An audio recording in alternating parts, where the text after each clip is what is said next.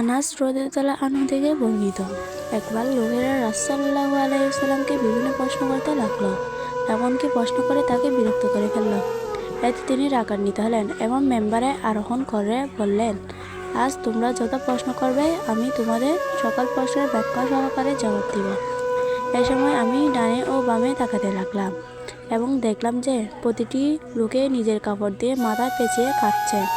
এমন সময় একজন লোক, যাকে লোকের সঙ্গে বিবাদের সময় তার বাপের নাম নিয়ে ডাকা হতো না, সে প্রশ্ন করল, হে আল্লাহর রাসূল, আমার পিতাকে?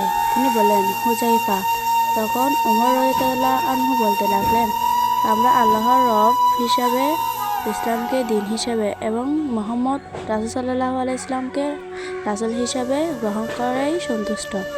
আমরা ফিতনা থেকে আল্লাহর নিকট আশ্রয় প্রার্থনা করছি। তখন রাসূল সাল্লাল্লাহু আলাইহি ওয়াসাল্লাম বললেন, আমি ভালো মন্দ যে দৃশ্য আজ দেখলাম তা আর কখনোই দেখিনি। জানো তো, জাহান্নামের দৃশ্য আমাকে এত পরিষ্কারভাবে দেখানো হয়েছে যে যেন এই দুটি এই রেলের পাশেতেই অবস্থিত। রাবি